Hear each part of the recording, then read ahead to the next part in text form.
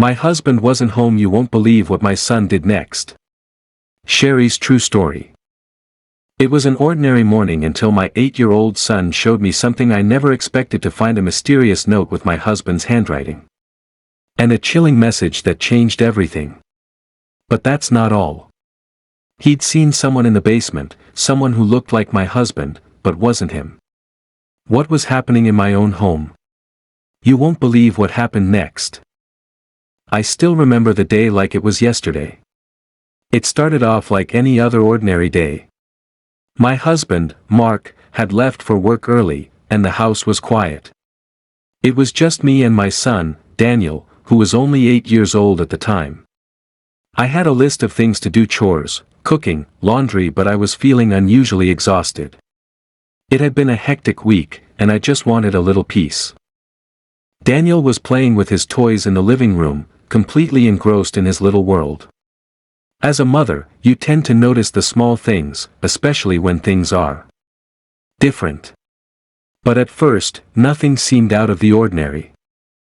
I was folding laundry in the next room, when I heard the soft shuffle of feet.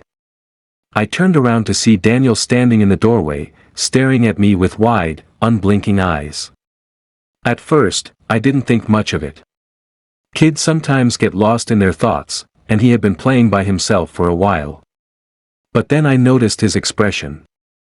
There was something in his eyes, a look I'd never seen before. It was almost like he knew something I didn't. "Mom," he said softly, his voice trembling slightly. "I need to show you something." Now, as a mother, when your child says something like that, your first instinct is to panic. What could he possibly need to show me? Had he hurt himself? Or was something broken? I quickly rushed over to him. "What's going on, sweetheart?" I asked, trying to sound calm, though my heart was racing. He didn't answer right away. Instead, he just turned and walked towards the kitchen, looking back at me to make sure I was following. I did, of course. I was already on edge, feeling that strange, unshakable feeling in the pit of my stomach. As I entered the kitchen, my eyes landed on what he was pointing at. There, in the middle of the floor, was something I never expected to see. It wasn't a toy or something he had made. No, this was much more disturbing. In the center of the kitchen floor lay a piece of paper, but not just any paper. It was a note, folded neatly, with my husband's handwriting on it. At first, I thought it was one of Mark's old notes. He often left little reminders for me or Daniel, like what to do for dinner or things he needed to pick up on his way home. But this note felt wrong. There was a sense of urgency in the way it was folded, a crispness that made me hesitate before picking it up. "Where did you find this, Daniel?" I asked, my voice barely a whisper. I didn't want to sound frantic, but inside, my mind was already racing. He just pointed again, his finger trembling. "In the drawer, Mom. I was looking for some cookies. And I found it there." I froze. The drawer? That drawer was where we kept important papers, including our bills, my husband's work files, and a few other personal things. I couldn't imagine Mark leaving something like this there without a reason. But what was the message? Why was it on the floor? I opened the note, my hands shaking. And then, as I read it, my blood ran cold. The note wasn't a reminder. It wasn't even from Mark. It was from someone else. Someone I didn't know. The words on the paper sent chills down my spine. "I know what you did. Don't think you can hide it forever."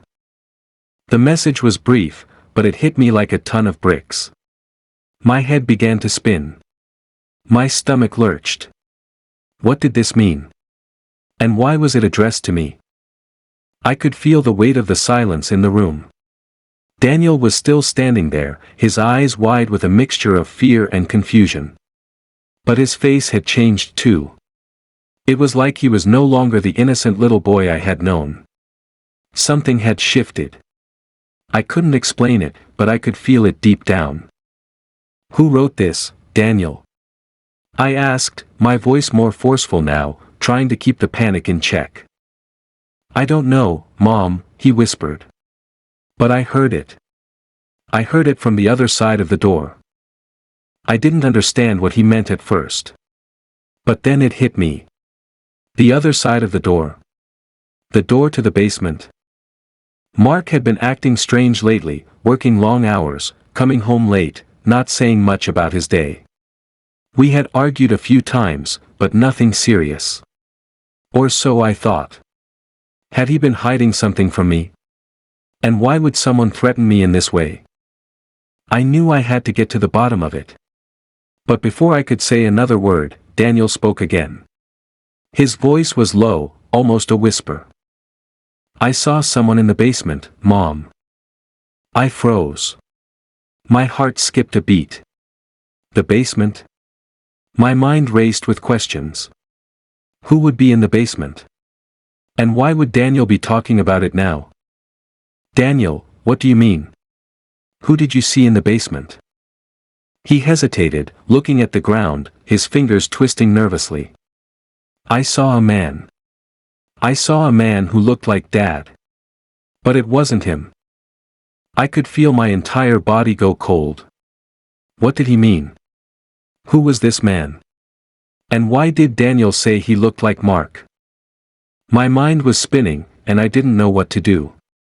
I had to find out what was going on. And fast. But just as I was about to rush to the basement door, the sound of a car pulling into the driveway stopped me in my tracks. It was Mark. But as I stood there, staring at the door, I couldn't shake the feeling that nothing would ever be the same again. What was going on in our house? What had Daniel seen? And most importantly, what had my husband been hiding? I didn't know the answers, but one thing was for sure, I was about to find out, and it was going to change everything.